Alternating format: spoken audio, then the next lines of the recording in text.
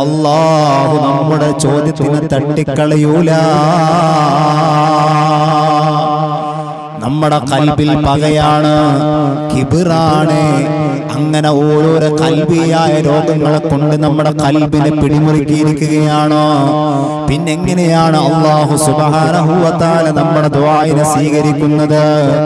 മഹദിയായ ഫാത്തിമ ബീബി റളിയല്ലാഹു തആല അൻഹാ അവിടുന്ന് ഒരു സ്വലാത്ത് പതിവാക്കാറുണ്ട്. എല്ലാ ദിവസവും 300 പ്രാവശ്യം മഹദി സ്വലാത്ത് ചെല്ലാറുണ്ട്.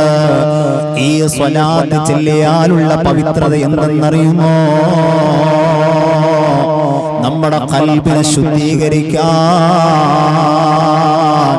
നമ്മുടെ എല്ലാ ആഫത്ത് മുസീബത്തിനെ തട്ടാൻ, അല്ലാഹു നമുക്ക് നിഅമത്ത് തരാൻ ഏറ്റവും കെൽപ്പുള്ളതായ ഒരു സ്വലാത്താണ്.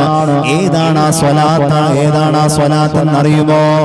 എന്റെ പ്രിയമുള്ള മുഅ്മിനീങ്ങളെ, ആ സ്വലാത്ത് നമ്മുടെ ജീവിതത്തിൽ പതിവാക്കാൻ, ആ സ്വലാത്ത് നമ്മുടെ ജീവിതത്തിൽ എല്ലാ ദിവസവും ചെല്ലാൻ, ആ സ്വലാത്ത് നമ്മൾ പതിവാക്കിയാൽ നമ്മുടെ ഹൃദയത്തിൽ നൂറ് പ്രകാശിക്കുകയാണോ? നമ്മുടെ ഹൃദയം പ്രകാശിക്കുകയാണോ? ഈമാനികമായ പ്രകാശം നമ്മുടെ ഖൽബിലേക്ക് വരുന്നു. ഈമാനികമായ പ്രകാശം നമ്മുടെ ഖൽബിലേക്ക് വന്നാൽ നമ്മുടെ ആരോടും നമുക്ക് പകയുണ്ടാകൂല. നമ്മുടെ അയൽവാസികൾ നമ്മുടെ ശത്രുക്കളാകൂല. അതേപോലെ തന്നെ നമ്മുടെ കൂട്ടുകാർ നമ്മുടെ ശത്രുക്കളാകൂല.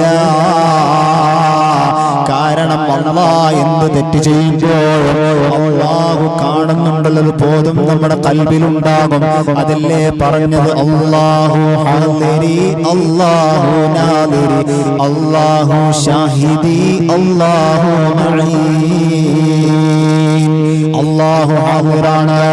നമ്മൾ ഏത് സമയത്ത് എന്ത് തെറ്റ് ചെയ്താലും ഒരാളും കാണുന്നില്ല എന്നാണ് നമ്മുടെ പാപമെങ്കിൽ അല്ലാഹു ഷാഹിദി.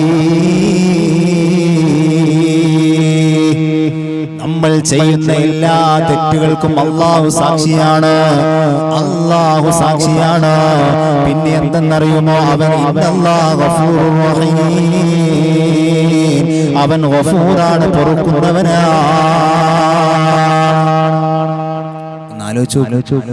നമ്മൾ ചെയ്യുന്ന തെറ്റുകൾ ആരും കാണാതെ നമ്മൾ ചെയ്തു കൂട്ടുന്ന തെറ്റുകൾ ഒരാളും കാണുന്നില്ല എന്നുള്ളതാണ് നമ്മുടെ ഭാവന.